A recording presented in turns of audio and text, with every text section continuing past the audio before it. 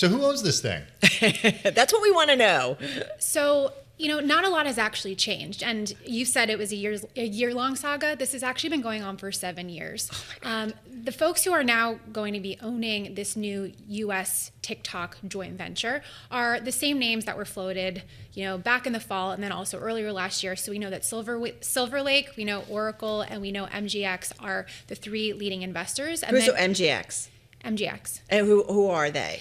They are a Saudi investment firm, and so they are, they are, I think, one of the only ones, if not the only one, that's not actually an American investor. So when we're talking that this new venture is majority American investors, that is what we mean by this. But so the owners are this group, and then also we've got existing ByteDance affiliates. And what we basically know is that not a whole lot is, even though the ownership is changing for some parts of this TikTok US business, what people who are using the app are actually going to be experiencing is not going to be all that different. Why not? Why isn't it going to be? Because I thought the algorithm is the special sauce. So give us the details on who has that and who has rights to it and how they got it from ByteDance and how that works. Sure. US TikTok users are not going to need to download a new app. That's, I think, more what I meant when I was saying that the experience won't be different. However, ByteDance is going to be leasing a copy of its algorithm to this new US joint venture, and that joint venture is going to be responsible for retraining the algorithm on US user data. This is all very wonky. So if that is the US user data, is the algorithm going to be as impressive moving forward, because that is the special sauce it's a great question, and I think that's what everyone is waiting to see is, are we going to be seeing different things on the app? One thing that's really important to note about these new owners is that this new US joint venture is responsible for content moderation. So they're going to be the ones deciding what people are seeing on the app.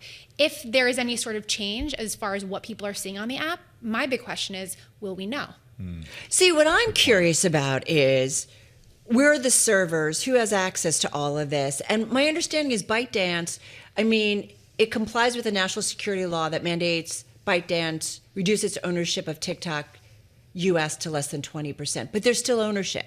So are they just silent owners and they have no say? How do we know that copy? I'm sorry, this is going to sound like Homeland, but it's like, how do we know that copy of the algorithm doesn't have some backdoor entry for ByteDance? How do we trust that technology, which is considered to be this incredible algorithm?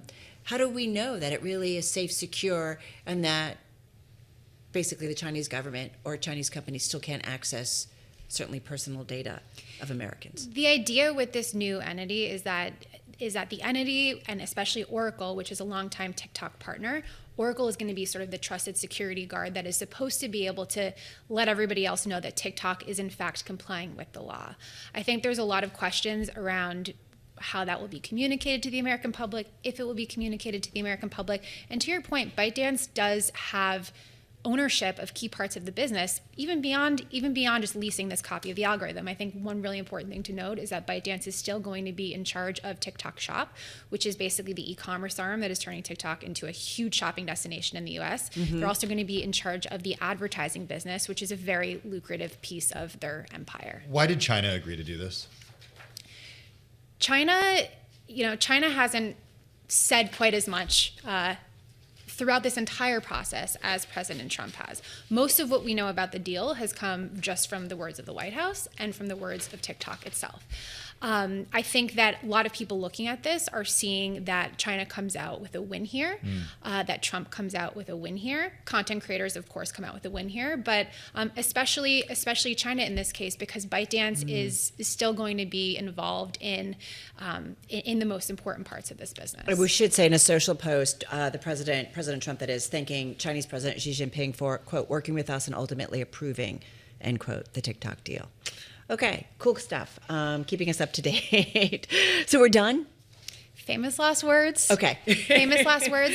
I should say that there's folks that have been talking for over a year about how the deal that has been reached has not actually met the terms of the law. I think that the question is whether any of those voices, any of those people, including members of Trump's own party, will have the political appetite to actually do something about it. I was on the Hill earlier this week meeting with some folks, and it doesn't seem like there's going to be the political will to do much of anything from here.